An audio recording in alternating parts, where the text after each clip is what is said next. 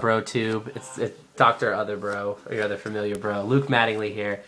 Always show up at videos. Normally I was just trying to keep you out of videos, but then you had to go to a regional and top again. Make me look bad. With what?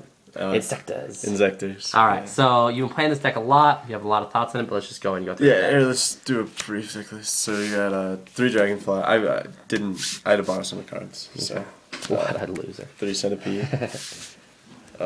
3 Hornet. Yeah. Gigamancers. 2 Tomato. 2 Armageddon Knight. 1 Sanguine. 1 Reaper. 1 Gores. 1 Dad. And 2 Effect Failures. Alright. And spells. You got Reborn. Let's see. You got 3 MST. Dark Hole. Heavy. Foolish. 3 Pots. Lure. And Book. And then for the traps, you get Double Warning. Mirror Force, Torrential, Judgment, 3 Fiendish Chain, and Trip Dust Shoot. Alright, so I'll talk about the main deck a little bit. Most people... Do you want to show the extra deck too? Yeah, sure. Oh, extra. Alright. We got 2 Leviaires, 2 Leviathans, Zen Mains. I actually had 2 Zen Mains.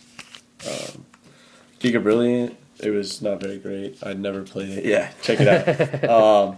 Not even going to waste your time. Utopia, and then just generic synchros that I could probably make, but never did, so don't worry about it. Alright. So the big stuff to talk about this deck versus my deck versus any other Inzektor deck. Cards that I played that other people don't. Mainly Tomato Engine. I like Tomato a lot. It just adds so much consistency to the deck. A lot of people like to play Tour Guide, but here's my problem with Tour Guide. Also singing. Oh yeah, I guess whatever. You can, yeah, I mean you can get to these guys too off Tomato. Oh yeah, but we don't. Those guys don't even. Do you even play these in the deck? Yeah, I don't know. Like proxies. But so Sangin. The thing is, you have to always Tour Guide to Sangin, and so usually they just play around Sangin and try not to send to the grave, so you can just get your Hornet. The thing about Tomato is that if you already have Hornet in your hand, you can just go get straight to Dragonfly. They never see it coming because it's just set Tomato, so they always figure, oh, it's probably Sanguine, it's probably Hornet, maybe it's a Reaper. They rarely see Tomato coming. They just kill it. You have Dragonfly already on the field, unless they want to spend a Solemn Warning, and then there's Solemn Warning and Mystic Tomato. They're not hitting the Dragonflies or the Centipedes, the real problem cards that they need to be hitting. Yeah, it's kind of a problem also, like, playing with deck, from playing against it, that, like, I realized that, like, I really had to conserve, like, be really specific on what traps I was going to use stuff on, because of, like, if I let anything go, it just went off. Yeah. So, like, having to waste it on Tomato would be really stupid. Yeah. And the other thing is, like, I don't know, I really like 2 Armageddon Knights, just because so many times I'll have Hornet already in hand.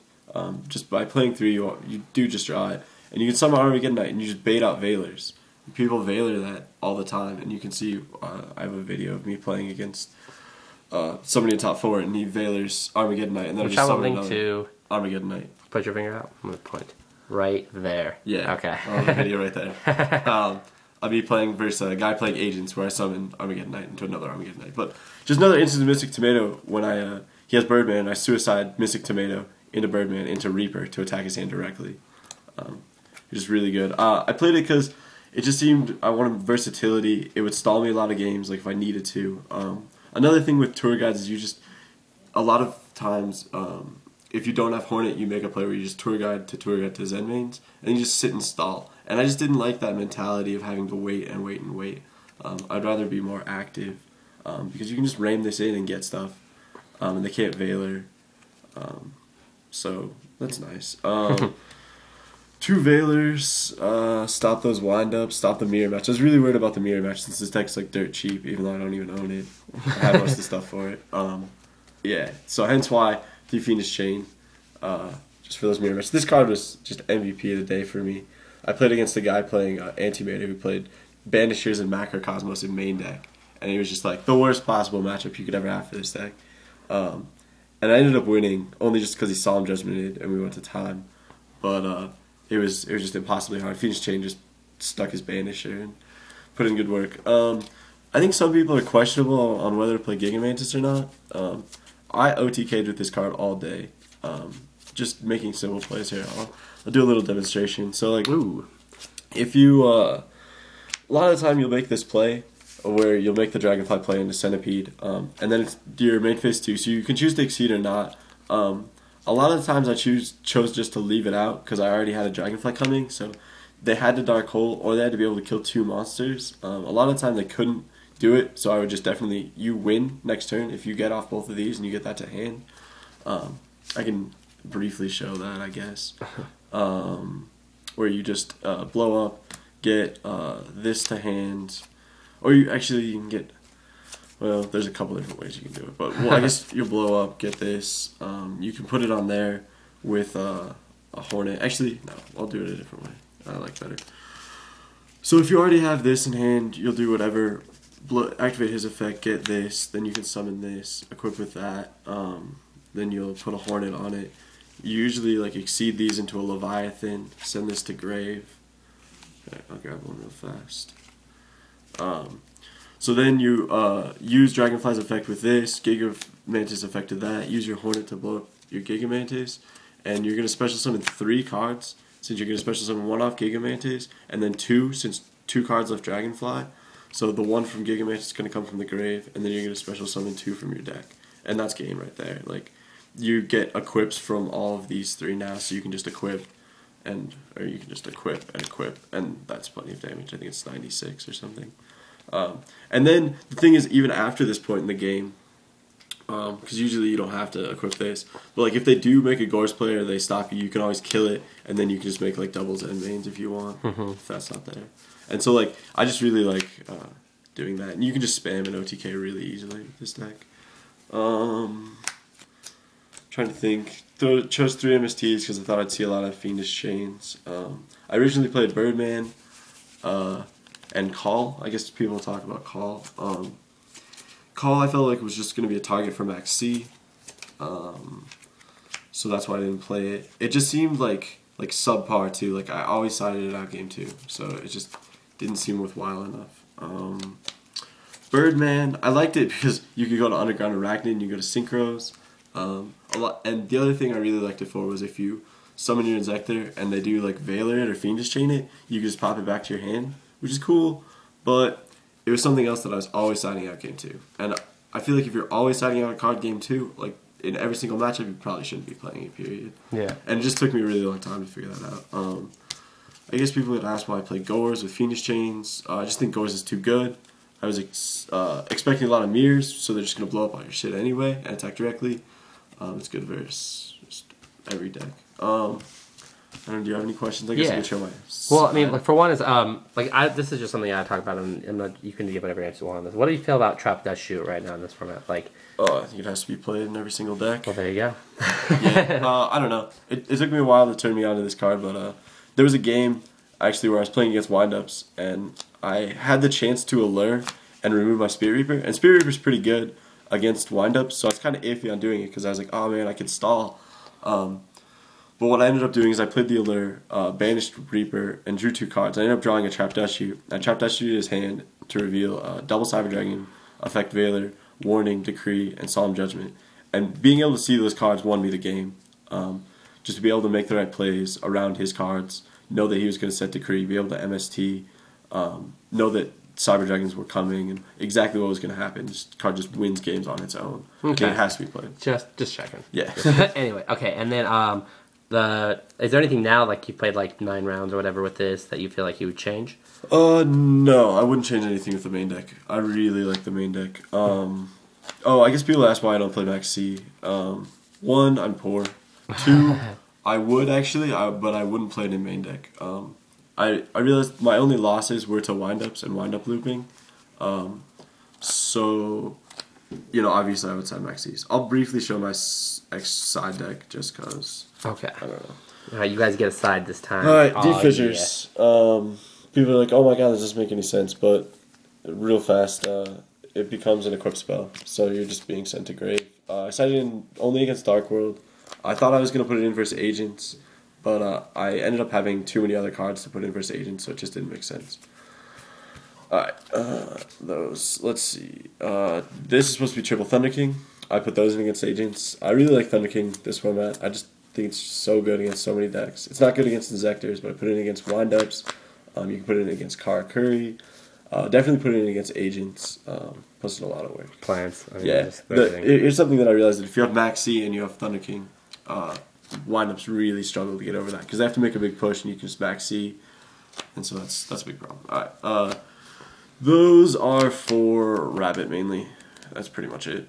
Okay. You can put, oh, actually for Dark World too. You can put those in. This card, great. Good against GKs. It was great against Lagia as well. Just clear Shadow Mirrors, clear back rows, Familiar Hornets, all those good things. Mind Control, Mirror Match, and Windups. It's a great card. Triple Decree, Chain Burn, Dark World. Dark World just has so many problems. Trap cards, Skill Drain. Everyone's playing Deck Devastation. Yeah, these Deck days. Devi, Smog, Skill Drain. All of their traps are just like smash you so hard. I realized I only played 2. It would be a card that I would change along with the Thunder King to put in some Max C's. Yeah, mainly those would be things that I would change for Max C's. But Decree is just so good. If I played like TGs or GKs, it's just really good. Let's see, Effect Veiler. Just for the wind-up, just have as many answers as you can versus wind-ups. And the mirror match, is really afraid of the mirror match. That's good for stations too. And then 1 BLS. And I really didn't want to play this card for a long time. Sack. Yeah, side deck. Literally, it was just so I could sack. I mean, that's what this card does, is it just sacks. I put it in against wind-ups because I'm putting in Effect Veilers anyway. And it's so, I don't have any cards, and I can have the ability to just top deck BLS and just do that. And actually that happened. I was playing wind-ups, and he discarded 1 dark and 1 light. I actually sacked this card off the top. And no cards at all. I ended up removing his Zen mains and making a small comeback. It didn't really matter. But it's just phenomenal card. Just to sack. Play 1 inside. I don't think anybody's ever sacked with this card. No. No, we're never. not. For everyone's pure skill. Pure skill, all the way. Anyway, so I guess that's it for this deck. Do you have any feeling about, how do you feel about matchups with this deck? Do you feel, how do you feel wind-ups? Because obviously right now there's a clear 3 if you don't count 6 Samurai. Yeah, I don't count 6 Samurai. Okay. I think it has a great matchup against everything. I think its hardest matchup is definitely wind-ups. Just in case it's also just say we don't know 6 Samurai, because we don't want to come to this video later and it turns out they have something so broken we don't even know about. We haven't seen lists yet. Yeah, I haven't seen lists. I just day, can't expect that deck would be so phenomenal. You just max C and you just +1s off it. But what were we saying? Okay, yeah, matchups. Oh, matchups. I mean, I played against one of everything. I played against the Dark World. I played against agents. I played against a wind-up. I played against a wind-up Inzektor. I lost to the wind-ups. Actually, no, I beat the wind-ups. I lost to the wind-up Inzektor. I lost in top 8 to a wind-up. And it was just, I only lost the loop. That's all I lost to. And it's just because I didn't play Max C's. But I don't think they're needed in main. During every other deck I played against, Max C would have just been a dead card. So it's surprising how much Rogue is still seeing. There's just so much Rogue out there. So much Rogue. Gravekeepers and 6 Samurai, even though Max C's good against that. But TG, Infernity. Yeah. Just agents, worms. Yeah. I played against the Dino Rabbit. You'll probably see, I don't know if you'll see Johnny, but everybody knows Johnny Nagel. And he was playing Dino Rabbit, and he ended up squeezing a top 8. And I played him the round right before top 8, and I 2-0'd him. And it was just complete control the entire time. Just cards like Raikou putting in work and D-Fissure. Phoenix Chain, absolutely. I just really don't see any bad matchups. The mirror match probably isn't much fun, but hence why I have 3 and 2. This is kind of dead versus mirror, and so are the tomatoes, but I just had those out. How skillful do you think the mirror match is with this deck? Oh, I think this deck is super skillful. Even though people are like, oh, you just Dragonfly play and you win. But especially if you're playing a mirror match, it's really hard if they have Zen mains out, because unless you can pop 2 and you can trample it, they're going to get a blow up and make comeback plays. I think it's very hard. I think the wind-up matchup is very hard too. I think there's a lot of skill still in the game, especially from our top 8. They're players that usually top, and they're very good players. I mean, top at our regionals. So. All right, well, sick. All right, well, cool. That's Luke Bro-ttingly. And yeah, I'll probably see him again with another region. That was your 3rd deck profile, I think. Yeah. If it's not, it might even be the 4th. Yeah, I just want to make it part Luke Mattingly. Luke Mattingly. No, it'd be like the Luke Mattingly section. Yeah, part 5. whenever I like see people, I'll just be like, "Oh, just subscribe to Dr. Drew." I'm not even gonna make my own channel anymore. You actually probably wear a Ghost shirt that says Dr. Drew on the back too. You're like, well, I'm kind of Dr. Drew. I'm like a half or a third or something like that. Like a third of his views. Anyways, well, that's it for our Inzektor deck profile. Congrats on your top. All right, thank you. Congrats on your fantastic. Nice playmat yourself. Yeah, that I got for going X2 and not topping and buying later. That's cool. But anyways, that's Dr. Bro-ttingly and DrDroo signing out.